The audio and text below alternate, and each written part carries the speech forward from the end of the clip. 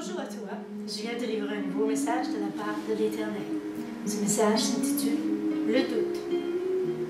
As-tu du temps pour entendre ce message important de la part de ton Dieu? J'ai des questions pour toi, j'ai des questions pour tous, qu'ils soient croyants ou non croyants. T'arrive-t-il de douter? Ne me dis pas non si c'est oui, douter de Dieu, de toi-même. T'arrive-t-il de douter dans l'épreuve, de ne pas réussir à passer au travers? Douter que ton Dieu t'aime, parce que tu penses qu'il puisse t'abandonner. Et même certains jours te demander s'il existe vraiment. T'arrive-t-il de croire qu'il ne t'aime pas, qu'il ne t'a jamais aimé, de penser qu'il n'accomplisse pas ses promesses, d'oublier d'accomplir ce qu'il a écrit dans le livre de ta vie? D'où vient ton doute et pourquoi tu doutes? Le sais-tu? Tu dois savoir que le doute ouvre des portes spirituellement que lorsqu'elles sont ouvertes, il est difficile de les refermer la plupart du temps. Parfois, on n'y arrive pas. Oui, le doute ouvre des portes pour que les forces du mal agissent dans ta vie, en toi. Cela te bouleverse, parfois tu paniques et d'autres fois le découragement te prend. C'est un jour, cela t'anéantit complètement. Et tu ne sais ni peux te relever. Tu sais ni comment, ni quoi faire. Il est écrit dans Jacques 1,6, mais qu'il le demande avec foi sans douter, car celui qui doute est semblable au flot de la mer, que le vent jette et soulève. Un verset qu'on peut ajouter à bien des messages. Ton doute dépend de bien des choses. Il est amorcé parce que tu écoutes trop ce qui se passe en toi, autour de toi, et ta foi faiblit. Oui. Tu ne vois plus clair dans ta vie, ta vue est embrouillée spirituellement, et dans ton cœur et même tes pensées, tout n'est que trouble. As-tu perdu la foi sur le point de la perdre et de tout abandonner? As-tu réalisé que ta foi diminue encore, que tu crois que tu n'en peux plus parce que tu n'as plus la foi en rien, même pas en Dieu? Ta foi est menacée par toutes ces mauvaises pensées que tu as et l'influence de ce qui t'entoure. Ta marche spirituelle est même freinée par le découragement, la peur, la tristesse, la contrainte, les défis et toutes les épreuves. T'arrive-t-il de te faire reprocher que tu es différent parce que tu crois ou essaies de croire en Jésus? Ou parce que tu essaies de vivre, de parler et d'agir comme Jésus? T'arrive-t-il de croire, de penser et de te demander si cela est bien réel et bien logique? T'arrive-t-il d'être rejeté, persécuté, critiqué parce que tu ne veux marcher sur le chemin de l'amour et suivre les traces de Jésus? Est-ce que le doute s'installe certains jours à ce sujet? Est-ce que parfois le doute est plus fort que ta foi? Est-ce que certains jours tu ne sembles plus prendre le dessus? Tu as perdu du terrain parce que les forces du mal s'acharnent. Je te dis que tu es fatigué certains jours. Oui, en ces jours-là. Ceci n'est guère ta cause. Ceci ne t'encourage pas à persévérer ni à regarder au Seigneur. Malheureusement. Oui, tu crois que tu ne te rendras pas au bout du chemin. Que tu ne passeras pas à travers l'épreuve. Parce que le parcours est encombré et toi, tu es épuisé. Oui, les forces du mal, les forces te manquent et le moral t'abandonne. Il est écrit dans Hébreux 12, 4, 7. Vous n'avez pas encore hésité jusqu'au sang en luttant contre le péché. Et vous avez oublié l'exhortation qui vous est adressée comme à des fils. Mon fils, ne méprise pas le châtiment du Seigneur et ne perds pas courage lorsqu'il te reprend, car le Seigneur châtie celui qu'il aime. Frappe de verge tous ceux qu'il reconnaît pour ses fils. Supportez le châtiment. C'est comme à des fils que Dieu vous traite, car quel est le fils qu'un père ne châtie pas? Parfois tu te sens seul, tu crois que tu es perdu dans ce monde de ténèbres. Personne pour t'aider parfois, ou encore trop de gens pour te décourager. Ne crains pas de demander de l'aide. Mais qui te tendra la main pour t'aider? Moi je te dis que je le fais au nom de Jésus présentement. Parce que Jésus te tend la main à travers l'ouvrier que je suis, le message que je dois te donner en son nom. Reçois ce verset. Oui, il est écrit dans Jacques 1, 2, 4. Mes frères, regardez comme un sujet de joie complète les diverses épreuves auxquelles vous pouvez être exposés, sachant que l'épreuve de votre foi produit la patience. Mais il faut que la patience accomplisse parfaitement son œuvre, afin que vous soyez parfaits et accomplis sans faillir en rien. Écoute-moi maintenant. Ce message ne doit pas être aussi la cause d'un nouveau doute. Tu ne dois en aucun cas accepter ce qui peut te décourager par les doutes qui s'annoncent en toi, par les problèmes qui sont devant toi ou dans ta vie présentement. Non, encore moins concernant les gens qui participent à ta perte. Pour éteindre cette flamme en toi et même que tout ceci contribue à diminuer ta foi. Mais n'oublie pas ce qui est écrit dans ces 3 versets que Jésus nous donne pour nous encourager et nous renforcer. Dans le verset Jean 11, 25, 26, il nous dit, Jésus lui dit, « C'est moi qui suis la résurrection et la vie. Celui qui met sa foi en moi, même s'il meurt, vivra. » Dans le verset Jean 11, 26, il nous explique, « Et quiconque vit et met sa foi en moi ne mourra jamais. » Crois-tu cela? Dans Jean 12, 46, Jésus nous dit, « Moi la lumière, je suis venu dans le monde, pour quiconque met sa foi en moi ne demeure pas dans les ténèbres. » Et dans Jean 14, 1, « Que votre cœur ne se trouble pas, mettez votre foi en Dieu, mettez aussi votre foi en moi. » Là, je te cite les Écritures, elle dit, « Mettre sa foi en lui, pas en moi. » Tu as besoin de te retrouver, Jésus peut t'aider. Oui, il est le seul qui peut le faire parce qu'il voit que tu désires te reposer, que tu n'as plus la force parfois de vivre en ce monde. Ou que tu ne veux plus, ou que tu ne peux plus avancer et que tu as choisi de demeurer sur place, de baisser les bras. Voici 3 versets intéressants pour mieux éclairer sur le sujet. Il est écrit dans Luc 12, 25, « Qui de vous, par ses inquiétudes, peut ajouter une coudée à la durée de sa vie? » Il est même écrit dans Luc 9, 62, Jésus lui répondit, « Quiconque met la main à la charrue et regarde en arrière n'est pas propre pour le royaume de Dieu. » Il est écrit aussi dans 2 Timothée 2, 4, « Il n'est pas de soldat qui s'embarrasse des affaires de la vie, s'il veut plaire à celui qui l'a enrôlé. » Écoute ce conseil maintenant. Tu dois te lever, te secouer et te courber devant Jésus pour recevoir son aide et son amour. Oui, il t'aidera à embarquer, mais aussi à demeurer dans sa famille. Tu dois savoir qui sont les membres de sa famille. Il est écrit dans Matthieu 12, 48, Jésus répondit à celui qui le lui disait, « Qui est ma mère et qui sont mes frères? » Puis étant dit la main sur ses disciples, il dit, « Voici ma mère et mes frères. Quiconque fait la volonté de mon Père qui est dans les cieux, celui-là est mon frère, ma sœur, ma mère. » Tu dois vivre sans crainte, sans doute et sans honte de lui appartenir si tu désires son aide. Oui, reçois-le dans ta vie. Le Père veille sur toi et sur ta marche spirituelle si tu lui appartiens. Même Jésus avait des difficultés ici-bas. Sa famille le décourageait parfois. Il ne le reconnaissait pas toujours comme un enfant qui appartient au Père. Je te relis ce qui est écrit dans Matthieu 12, 48. « Voici ma mère, mes frères, car quiconque fait la volonté du Père qui est dans les cieux, celui-là est mon frère, ma sœur, ma mère. » Voilà. Ne se gênait pas de dire qui il était, qu'il devait s'occuper des choses de son Père. Alors regarde aux choses d'en haut, toi aussi. Ouais. Il est écrit dans Colossiens 3, 1, « C'est donc vous êtes ressuscités avec Christ, cherchez les choses d'en haut, où Christ est assis à la droite de Dieu. Affectionnez-vous aux choses d'en haut, non celles de la terre. » Maintenant, écoute ceci. Voilà le but du diable et de ses démons. Il veut freiner ta marche spirituelle, te faire abandonner et rejeter ceux d'amour qui t'aiment, te faire croire que tu es seul, ou encore que c'est de la folie de vivre ainsi, ou de croire à ceci. Il est écrit dans 1 Corinthiens 2, 14 et 3, 19, « Mais l'homme ne reçoit pas les choses de l'Esprit de Dieu, car elles sont une folie pour lui. Il ne peut les connaître, parce que c'est spirituellement qu'on en juge. L'homme spirituel, au contraire, juge de tout. Il n'est lui-même jugé par personne, car qui a connu la pensée du Seigneur pour l'instruire? En nous connaissant la pensée de Christ. » Oui, tout est écrit. 1 Corinthiens 3, 19 nous dit, « Car la sagesse de ce monde est une folie devant Dieu. Aussi il est écrit, il prend les sages dans leur ruse. » Même des gens disant qu'il n'avait pas toute sa tête, Jésus. Oui, il est écrit dans Marc 3, 21, « La foule s'assemblait de nouveau en sorte qu'ils ne pouvaient pas même prendre leur repas. Les parents de Jésus, ayant appris ce qui se passait, vinrent pour se saisir de lui, car ils disaient, il est hors de sens. » Ils se faisaient reprocher même sa manière de vivre, de penser, de dire, d'agir en ce monde. Pourquoi? Parce qu'il venait nous parler des Écritures et de respecter les Écritures. Il disait même qu'il était le diable parfois. Oui, il est écrit dans Luc 11, 15.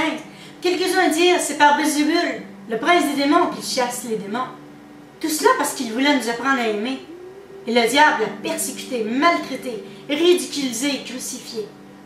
Toi, te sens-tu faible, persécuté, abandonné, déboussolé au point que tu te demandes si ta raison te joue des tours parfois, si tu as raison de croire dans tout ce que tu ne vois pas, mais espère, même de poursuivre ce chemin que tu ne connais pas beaucoup et ne vois pas vraiment avec tes yeux. devant tous ceux qui te disent le contraire, ou encore même que tu fais fausse route. En réalité, pourquoi tu as raison et pas eux dans un sens? Le doute te fait-il perdre ton but? Et ton doute est-il plus fort que ta foi? Cherches-tu le bon but, la vérité, le chemin, et la raison pourquoi tu es sur terre? Même pourquoi parfois tu ne vois rien, ou pourquoi tu ne sais rien de ce qui se passe en toi ou autour de toi. Ce doute qui vient en toi te fait-il remettre en question qui tu es, ta foi, même ce en qui tu crois, ou en quoi tu crois? Mais au juste, en qui crois-tu et que crois-tu? Serait-ce en quoi tu crois qui fait apparaître ces doutes, toutes ces mauvaises pensées? Mais dis-moi, est-ce que tu crois en Jésus? Tu sais qu'il a existé et accompli bien des choses en ce monde. Mais crois-tu en lui? C'est bien différent croire que Dieu existe et croire en Dieu. Vois-tu une personne devant toi, tu sais qu'elle existe, mais tu ne crois pas nécessairement à elle. Tu crois en Jésus? Toi, est-ce que tu crois en Jésus? Lorsque tu es en épreuve, crois-tu toujours en lui? Même dans la vie de tous les jours, est-il pour toi la source de ta foi, de ta joie, de ton but ou de ton doute, et que tes peurs s'accumulent en toi sans comprendre pourquoi? Oui, les gens t'influencent-ils? Te disent-ils de te détourner de Jésus? T'encouragent-ils à croire en lui? Lorsque ton doute se manifeste, qu'est-ce qui pèse le plus lourd dans la balance? Le critique. Qu'est-ce qui pèse le plus lourd dans la balance? Ta foi en Dieu ou dans les dires, les hommes qui le rejettent, se moquent, le critique qui se détourne? Examine ton cœur et tu sauras et tu comprendras ce qui se passe en toi. Oui, il en va de ce que tu penses, si ta foi sera forte, stable ou instable, par toutes les mauvaises pensées que tu as en toi, que tu écoutes, qui te troublent, t'inquiètent et t'obsèdent. Des pensées que tu devrais rejeter afin de garder ton équilibre. Car si tu jongles avec toutes ces pensées, ta foi est ébranlée. Tu peux t'affaiblir à force de lutter contre toi-même, ton Dieu, tes problèmes ou les forces du mal. Oui, tu peux descendre très bas moralement. Mais si tu dis stop à toutes ces pensées, toutes ces mauvaises pensées qui viennent t'ébranler, t'influencer, afin de te démontrer que ce que tu vis ou penses n'est pas normal, surtout lorsqu'il te reste qu'un soupçon de foi et que les forces du mal veulent t'écraser ou t'anéantir. Alors tu encourages ces pensées en toi en les acceptant, en les écoutant, en jouant avec, en t'abandonnant à croire que tout ce que le mal fait en toi est manigancé par les forces du mal. Tu dois refuser, rejeter et oublier ces pensées. Oui, tu dois refuser que le doute te détruise et prenne une place, ou toute la place dans ton cœur ou dans tes pensées. Garde tes yeux fixés sur Jésus. Garde ton cœur pour Jésus. Oui, ainsi tu acceptes et permets à Jésus de t'aider de changer toutes choses en toi. Il a souffert. Il connaît très bien le terrain du malin, palier de la souffrance, si tu préfères. Alors il peut t'aider et te délivrer dans la mesure où tu veux de lui et que tu lui confies ta vie. Ne dis pas qu'il n'agit pas pour excuser ton attitude à le fuir, ou ton manque de foi, ou encore parce que tu ne veux pas de lui dans ta vie. Non. Dis-toi qu'il t'aidera si tu t'abandonnes à lui, si tu lui fais confiance et attends en silence la bénédiction. Car il est écrit dans Lamentation 3:26, « Les bons attendent en silence le secours de l'Éternel. » N'écoute pas la voix du doute, ni de ceux qui encouragent ce doute. Écoute la voix de ton Dieu qui t'appelle, qui t'invite. C'est dans les temps de désert, de souffrance, de solitude, de problèmes de toutes sortes, ainsi que la maladie, qu'il peut te rejoindre pour te montrer qui il est, ce qu'il accomplit. Celui qui est en bonne santé et qui n'a aucun problème n'a pas besoin de personne, ni de Jésus la plupart du temps, ne pense pas à lui non plus. Et toi, si c'était ton cas, aurais-tu besoin de Jésus, de son aide, de ses conseils? Peut-être que non, comme bien d'autres. Tu n'aurais pas le temps, ni de raison de t'arrêter, d'y réfléchir, ni même pour regarder à lui et lui donner ta vie, pour recevoir et pour croire. Alors, tu ne pourrais pas voir, comprendre ni réaliser qu'il agit encore aujourd'hui, que là où l'homme ne peut rien faire, que l'Éternel peut tout accomplir. Oui, c'est dans les moments de difficulté et de combat que l'on peut voir sa gloire. Regarde ce verset où il est écrit dans Jean 11:40. Jésus lui dit, « T'es-je pas dit que si tu crois, tu verras la gloire de Dieu. » N'oublie surtout pas que ton doute est causé par bien des raisons, que la cause ou l'auteur en est souvent attribué à des événements que tu n'as pas choisis, des gens que tu ne connais peut-être pas non plus. ou même des proches que tu ne comprends pas leur attitude envers toi. Tant de problèmes que tu rencontres et d'endroits où tu dois faire face devant ceci ou cela, peu importe, l'Éternel est là et il voit ton malheur. Sache qu'il peut t'aider. Mais commence par accepter ta faiblesse, non ta défaite, et que tu as besoin de lui, non autre chose. Reconnais tes faiblesses, sa grandeur, sa puissance. Reconnais ton manque de foi, ton manque de courage, tes doutes, etc. Tu peux travailler tout cela dans ta vie, faire de toi un vainqueur avec une foi infaillible, et même te rendre inébranlable. Oui, et ceci est écrit dans 1 Pierre 5,10. Et dis-toi que c'est humain de douter, que c'est humain d'avoir peur, même Jésus a eu peur. Oui, c'est écrit dans Luc 22, 43, 44. Alors un ange lui apparut du ciel pour le fortifier. Tant en agonie, il priait plus intensément.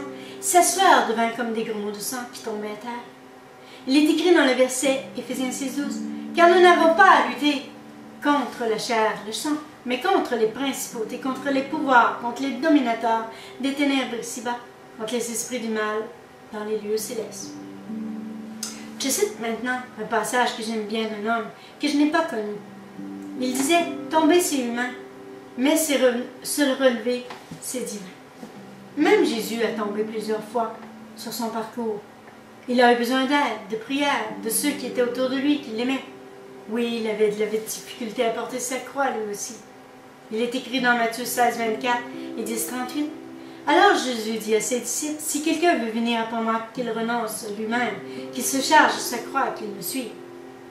Car celui qui voudra sauver sa vie la perdra, mais celui qui la perdra à cause de moi la retrouvera. Oui, il s'est recueilli auprès de son Père. Il a accepté après avoir confié ses craintes et son manque de courage, humainement et humblement. Il a accepté ce qui se passe, ce qu'il est, ce qui lui arrive, ce qui doit se passer. Il a accepté de boire cette coupe de souffrance. Et il a finalement dit au Père, voici ce qui est écrit dans Matthieu 26, 39, 42. Ayant fait quelques pas en avant, il se jeta sur sa face et priant ainsi. Mon Père, s'il est possible que cette coupe s'éloigne de moi, toutefois non pas ce que je veux, mais ce que tu veux. S'il s'éloigne une deuxième, il s'éloigna une seconde fois et pria ainsi. Mon Père, s'il n'est possible que cette coupe s'éloigne sans que je la boive, que ta volonté soit faite. Oui, à travers les épreuves, les défis et les souffrances, l'Éternel agit, et les temps de souffrance que nous traversons, vivons et acceptons ou n'acceptons pas du tout finalement, sont là pour accomplir les desseins de notre Dieu. Est-ce que ce que tu vis te fait réfléchir ou pas du tout? Après tout, il est écrit dans Lamentation 3.28, « N'est-ce pas la volonté du Très-Haut que viennent les maux et les biens ?» Et dans le verset de Job 2.10, « Mais Job lui répondit, « Tu parles comme une femme insensée, quoi? Nous recevons de Dieu le bien et nous ne recevrions pas aussi le mal. » Tout cela, Job ne pécha point par ses lèvres. Tout est là pour nous faire réfléchir, oui. Peux-tu te courber devant Dieu? Car il est Dieu. Il est écrit dans Romains 14, 11. Car il est écrit, je suis vivant, dit le Seigneur. Tout Jésus, tout genou fléchira devant moi, toute langue donnera gloire à Dieu. Et dans Philippiens 2, 10, afin qu'au nom de Jésus, tout genou fléchisse dans les cieux, sur la terre et sous la terre. Il permet des situations difficiles dans ta vie, des épreuves difficiles et pénibles, même s'il sait quand arrêter ces épreuves. Il est écrit dans 1 Corinthiens 10, 13, « Aucune tentation ne vous est survenue qui n'ait été humaine. Dieu est fidèle, ne permettrait pas que vous soyez tentés au-delà de vos forces, mais avec la tentation, il préparera aussi le moyen d'en sortir, afin que vous puissiez la supporter. » Il est écrit dans Job 5, 17, 18, « Heureux l'homme que Dieu châtie. Ne méprise pas la correction de l'Éternel, Dieu Tout-Puissant. Il fait la plaie, il la bande, il blesse et sa main guérit. » Oui, il permet tout cela pour stopper ta manière de vivre, pour freiner ta marche si tu ne marches pas sur le bon chemin, si tu empruntes la voie du malin. Peux-tu mettre tes doutes de côté, cesser de t'inquiéter et lui faire confiance? Car celui qui s'inquiète oublie que l'Éternel veille. Fais-lui confiance avant de dire quoi que ce soit. Oui, donne-lui la possibilité de t'aider, de te démontrer qu'il est Dieu et qu'il t'aime. Pour te montrer aussi pourquoi tu doutes, d'où vient ce doute, comment te débarrasser de ce doute. Jésus qui a souffert peut te renforcer. Regarde ce qui est écrit dans Luc 22, 41, 44. S'étant mis à genoux, il pria son Père, « Si tu voulais éloigner de moi cette coupe. » Toutefois, que ma volonté ne se fasse pas, mais la tienne. » Alors un ange lui apparut du ciel pour le fortifier. Crois-tu encore que Jésus ne sait pas ce que c'est de souffrir et d'avoir peur? Garde ton cœur pour lui. Garde aussi dans ton cœur ce verset dans Luc 12, 25, 26. Qui de vous, par ses inquiétudes, peut ajouter une coudée à la durée de sa vie? Si donc vous ne pouvez même pas la moindre chose, pourquoi vous inquiétez du reste? Aujourd'hui, réfléchis, arrête-toi, fixe ta foi, tes pensées sur Jésus. Oui, regarde à lui et attends-toi à lui.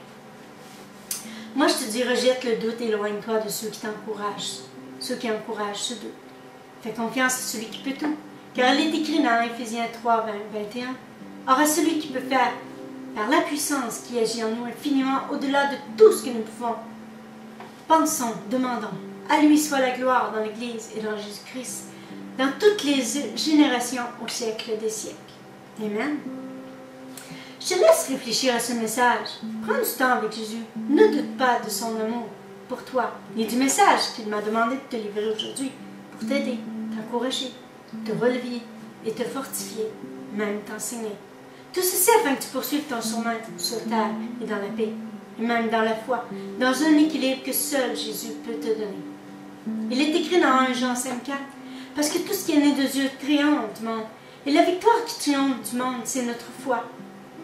Qui est celui qui a triomphé du monde, sinon celui qui croit en Jésus-Christ, le Fils de Dieu?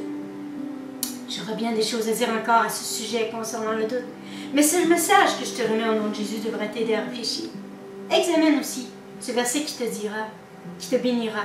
Il est écrit dans Jacques 1,12. Heureux l'homme qui supporte patiemment la tentation, car après avoir été éprouvé, il recevra la couronne de vie que le Seigneur a promise à ceux qui l'aiment. J'ai un autre message pour toi. Sois béni et accepte ce texte pour t'encourager. Une couronne pour ceux qui vont jusqu'au bout. Ne craignez pas, Jésus nous aidera à atteindre le but, l'ayant atteint lui-même. Moi, je ne l'ai pas atteint, mais je m'efforce de regarder à Jésus, de ne pas le quitter des yeux. Et je sais qu'il fait la même chose pour moi. Je porte moi aussi bien des afflictions, patiemment, car je sais que la gloire de notre Dieu est sur le point de couvrir tous les enfants de l'Éternel. Tous ceux qui le veulent vont atteindre le but. Recevez ce verset où il est écrit dans Philippiens 3, 13, 15. Ce n'est pas que j'ai remporté le prix ou que j'ai atteint la perfection, mais je cours pour tâcher de saisir. Puisque moi j'ai été aussi appelé par Jésus-Christ, je ne pense pas l'avoir saisi. Je fais une chose, oubliant ce qui est derrière moi, me portant vers ce qui est devant. Je cours vers le but pour remporter le prix de la vocation céleste de Dieu en Jésus-Christ. Amen. Que se passe-t-il lorsqu'on atteint le but? Avez-vous déjà regardé une course? Le vainqueur et ceux qui se classent les premiers reçoivent les acclamations et les honneurs. Les gens apprécient et reconnaissent leurs efforts, leur fatigue, leur réussite, leur persévérance. Ceci leur démontre aussi que oui, ils ont apprécié et sont récompensés. Ceci démontre aussi aux gens autour d'eux qu'il est possible, avec la détermination et du courage, de la force, de l'encouragement, des paroles pour les soutenir, de poursuivre et d'atteindre l'objectif fixé. Oui, l'homme peut atteindre le but, malgré la souffrance, la fatigue, la critique, et même si le moral est très bas, que la personne est épuisée. Avec Jésus, tout est possible. Oui, sachez, s'il y a un début dans la course, il y a une fin. Il faut comprendre aussi que des émotions se ressentent, des sensations de fatigue, ainsi que des moments de découragement. Sachez et retenez que lorsque la course ou le trajet est accompli, spirituellement, lorsque notre Dieu remet au vainqueur une couronne. Oui, il est écrit dans Jacques 1,12, l'homme qui endure la tentation, car après avoir été mis à l'épreuve, il recevra la couronne de vie que le Seigneur a promis à ceux qui l'aiment. C'est un bon verset. En voulez-vous une méritée par l'ensemble de vos efforts? Vous devez la mériter par vos efforts. Ne vous découragez pas, mais retenez ceci, que ce n'est pas une couronne pour vous détourner de Jésus, mais pour démontrer votre supériorité sur les forces du mal. Devant les temps de difficulté et de souffrance, cela sert à augmenter votre endurance. Oui, Jésus partage cette couronne avec nous. Avec lui, nous sommes vainqueurs dans tous les domaines. Sachez aussi que ce que l'œil ne voit pas, l'esprit le voit. Mais comment demeurer silencieux comme Jésus, certains jours, lorsque le combat fait rage? Moi, je n'y arrive pas toujours. Et quand je pense que Jésus n'a pas ouvert la bouche, mais au contraire, son silence lui a valu de gagner la bataille. Parfois, les mots sont inutiles, mais au contraire, son silence lui a valu de gagner la bataille. Oui, par la foi, par la persévérance, la conviction et la certitude de notre foi, de notre supériorité sur les forces du mal, notre position font toute la différence. Vous pouvez lire ceci dans 1 Jean 5:4. Mais moi, je vous lirai ceci dans Romains 5:3-5. Tant que justifiés par la foi, nous avons la paix en Dieu, par notre Seigneur Jésus-Christ, à qui nous devons d'avoir eu par la foi accès à cette grâce, dans laquelle nous demeurons fermes et nous glorifions dans l'espérance de la gloire de Dieu. Bien plus, nous nous glorifions même des afflictions, sachant que l'affliction produit la persévérance, la victoire dans l'épreuve, la victoire, l'espérance. Or, l'espérance ne trompe point, parce que l'amour de Dieu est répandu dans nos cœurs par le Saint-Esprit qui nous a été donné. Amen. Je termine avec ce verset de l'Apocalypse 3:10. Parce que tu as gardé la parole de la persévérance en moi, tu garderas aussi à l'heure de la tentation qui va venir sur ce monde entier pour éprouver les habitants de la terre. Jésus nous dit aussi, dans le verset Marc 14:38, « Veillez et priez, afin que vous ne tombiez pas en tentation. L'esprit est disposé, mais la chair est faible. » Moi, je vous donne beaucoup de versets. Et excusez aussi la fatigue que je ressens et parfois je dois servir quand même. Alors, je te dis, prends du temps pour réfléchir à ce message. Je te dis maintenant, passe une belle semaine et prends soin de toi, de ta foi. C'est important. Et sois béni au nom de Jésus. Amen.